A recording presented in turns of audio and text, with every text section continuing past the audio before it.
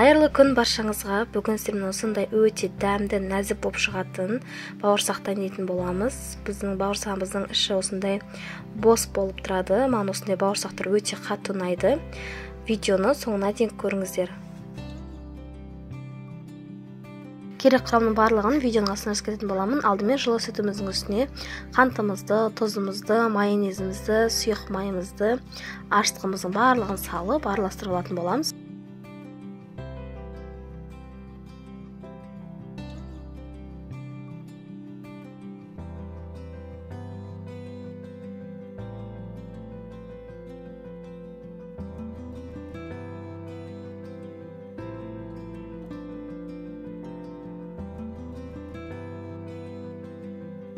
Енді біртіндеп ұнымызды салатын боламыз.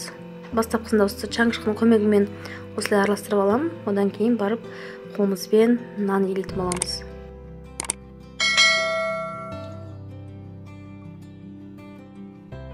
Қамырымызды осылай жұмсақ қылып елейтін боламыз. Сәл жабысып тұратын болады. Бетін жауып 1-2 сағатқа көтерілгенше қойып қоямыз.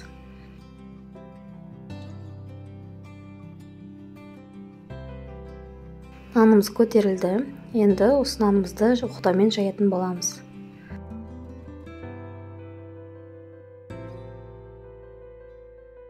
Ұнымызды сеуіп, қамырымызды жаятын боламыз. Өте жұқа емес, өте қалың емес, орташа ғып жаятын боламыз.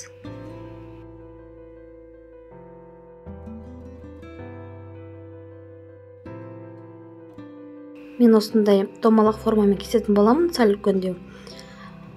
Бұл бізде кардина нанға салғанға мен осындай үлкендеу кесетін боламын. Ал сәукеле нанға кесетін болсақ, осындай орташа домалақпен кесетін боламын. Домалақ кесіп алғаннан кейін қалған қамырымызды жинап, тағы да оқтамен жайып, домалақ кесетін боламыз. Кесіп қойған домалақ бауырсақтарымыздың бетін жауып, 15 минутқа қойып қоямыз. Тағы да көтерілгенде бауырсақтарымыз өте күшті болып шығатын болады. Майымызды қыздырып қоямыз. Майымыз қызғаннан кейін бауырсақтарымызды салып пісіретін боламыз. Майымыз қызғаннан кейін біздің бауырсақтарымыз тезірек пісетін болады. Орташа отта пісіретін боламыз бауырсақтарымызды.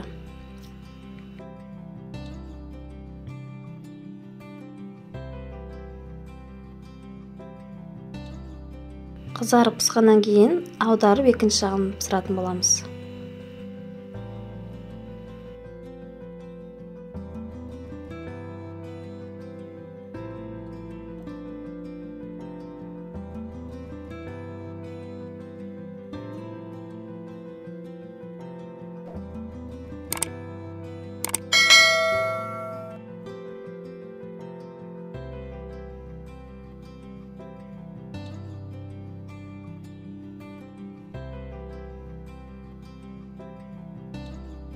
Бауырсақтарымыз пісті.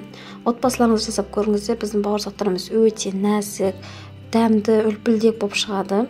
Ең басты жағы ортасы бізде өте тығыз емес, өте күшті болып шығады. Жасап көріңіздер. Видеоның соңына дейін көрген болсаңыздар, арнама тіркеліп, лайк басып, комментарий жазуды ұмытпаңыздар. Алдағы уақытта көптеген видео болады. Астарыңыз дәмді болсын.